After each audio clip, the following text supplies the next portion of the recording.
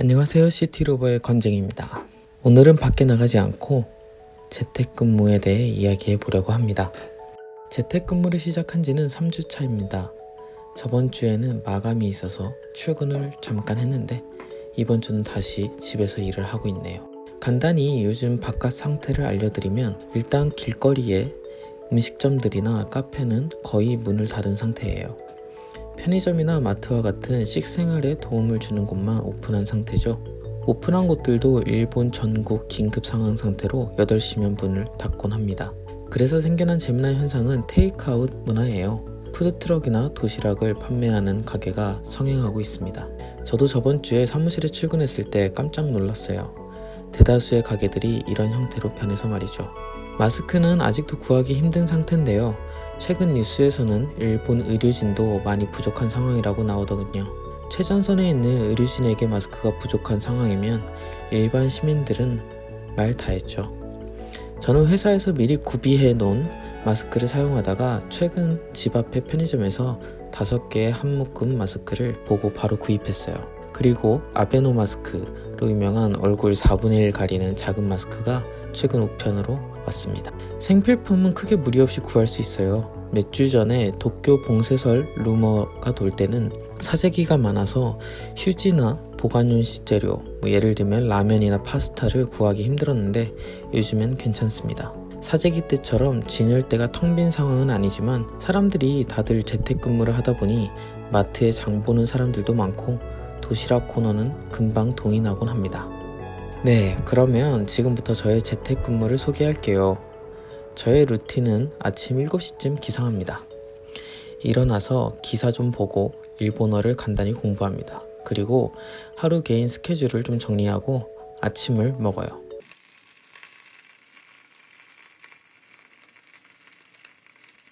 아침은 원래 안 먹었는데 요즘에는 시간이 좀 있어서 먹곤 합니다. 그리고 10시에 일을 시작해요.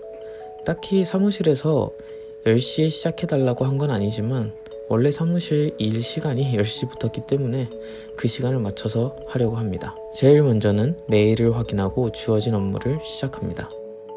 건축 일을 하면 프로그램을 많이 사용해요. 비주얼적으로 표현을 해야 하다 보니까 그래서 주로 제가 사용하는 프로그램은 어도비의 포토샵, 일러스트, 인디자인, 그리고 요즘엔 유튜브 제작을 위해 프리미어를 사용하고 있습니다.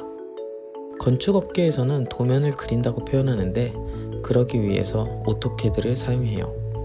한국에서부터 사용했는데 일본 대학원에서는 벡터웍스라는 프로그램을 사용하더라고요.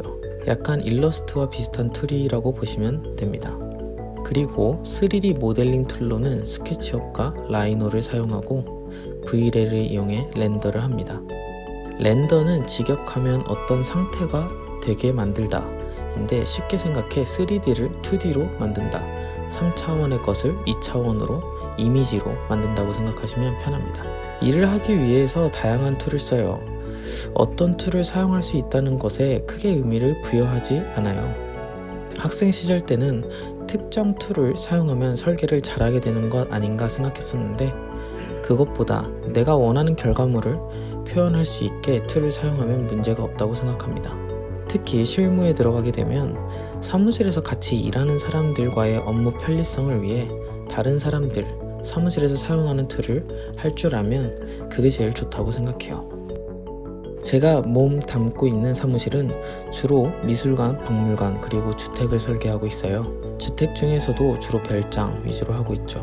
그런데 요즘에는 오피스 인테리어도 많이 들어와 지금 제가 맡고 있는 건 오피스 인테리어와 주택입니다.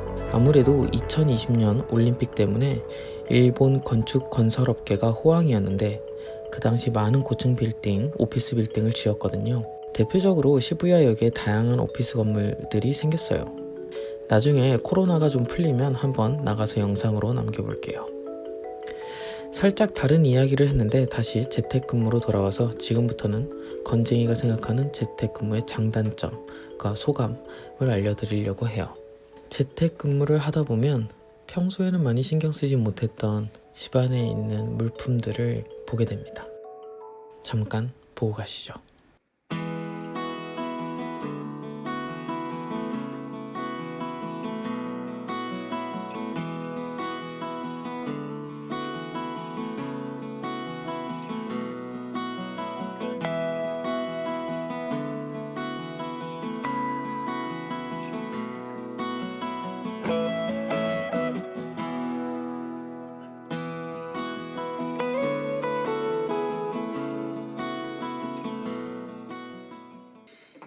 다시 재택근무로 돌아와서 지금부터는 건쟁이가 생각하는 재택근무의 장단점을 좀 알려드릴게요.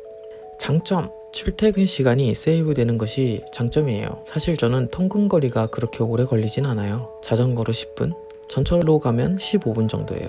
자전거가 더 빠른데 보스가 위험하다고 전철을 선호해서 웬만하면 전철 타고 다닙니다. 굳이 문제되고 싶지가 않아서요. 얼마 안 걸린다고 하더라도 출퇴근 시간이 절약돼서 지금은 그 시간에 아침을 먹거나 뉴스를 보곤 해요. 그리고 두 번째로는 몸과 마음이 편하죠. 재택을 하면 주어진 일을 마무리해야 하는 책임감이 있지만 일하는 환경에서 감시자가 없기 때문에 편합니다. 잠깐씩 브레이크 타임도 가질 수 있어서 커피도 마시고 집안일도 할 수 있죠. 요즘에는 집에서 키우는 식물들에게 정도 줄 수 있어서 좋아요. 모든 일이 그렇겠지만 설계를 하다 보면 마감에 항상 시달리기 때문에 항상 정신없고 야근이 익숙한데 재택근무를 하니 뭔가 사람 사는 듯한 생활을 하고 있어요. 요리를 한다거나 그림을 그린다거나 재택근무를 하니 요리 실력과 설거지가 늘고 있습니다.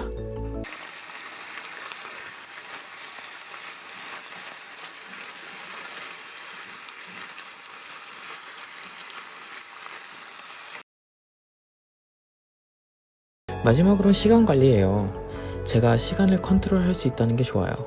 사무실에 나가게 되면 월요일부터 금요일까지는 저녁 시간에 그 어떤 약속도 잡질 않아요. 수시로 바뀌는 일정에 약속을 잡아도 펑크나기 일쑤여서 웬만하면 주말에만 약속을 잡죠. 사실 회사에서는 사전에 사무실 스케줄에 일정을 기입하면 크게 뭐라고 안 하는데 아직은 배우는 단계에 있기 때문에 신경을 씁니다.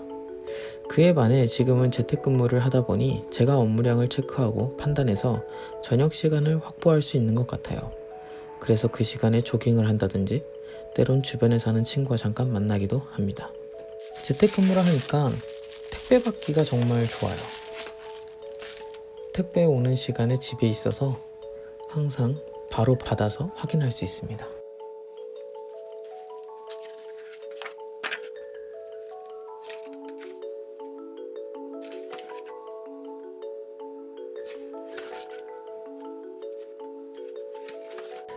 단점으로는 일이 힘들죠. 일이 힘듭니다. 체크를 받거나 회의를 할 때 요즘에 줌이라는 화상 어플을 이용해 의사소통을 하는데 디테일적인 부분에서 해결 안 되는 부분이 많아요. 언어적인 부분에서도 제대로 이해 못하는 경우가 생길 수도 있고요. 그리고 피드백을 받는 게 쉽지 않아 같은 일을 여러 번 하는 경우도 생기더군요. 사무실이었으면 바로 옆자리 사수에게 물어보면 끝날 일인데 확인이 늦어지면 대기 상황이 생기니까 일 처리가 오래 걸리는 불편함이 있습니다. 또한 인테리어 할 때 재료에 상당히 민감한데요. 재료의 물성을 파악해야 할 때가 많아요. 질감이라든지 반사 정도 등등. 사무실에서는 여러 가지 샘플이나 카탈로그가 있기 때문에 보고 바로 고를 수 있는데 재택근무를 하게 되면 인터넷 사이트를 통해서 확인해야 하기 때문에 그 부분이 조금 어렵습니다. 숙달된 경험이 있다면 괜찮을 것 같은데 아직 저는 그 정도가 아니어서 느낌으로 합니다. 감으로 고르죠, 감으로. 마지막으로 업무를 하는 과정에서 수많은 유혹들이 있죠. 일단 책상 옆에 있는 침대의 유혹, 유튜브를 본다든지 펴보지 않았던 책이 오늘따라 유난히 재밌어 보인다든지 다양한 유혹들이 일을 하는데 방해를 합니다. 재택근무를 하면 이런 장단점이 있는 것 같아요. 요즘 재택근무 하시는 분들이 많을 텐데 다들 비슷하지 않을까 생각되네요.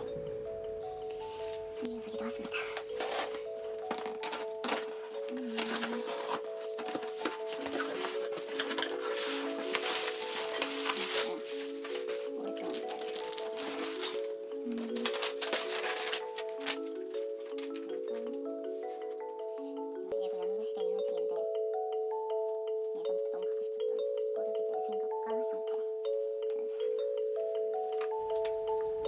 재택근무 힘들지 않나요? 이상으로 건쟁이의 재택근무 편이었습니다. 그럼 오늘은 여기까지. 구독과 좋아요는 건쟁이의 발품에 큰 힘이 될 겁니다. 그럼 오늘도 좋은 하루 보내세요.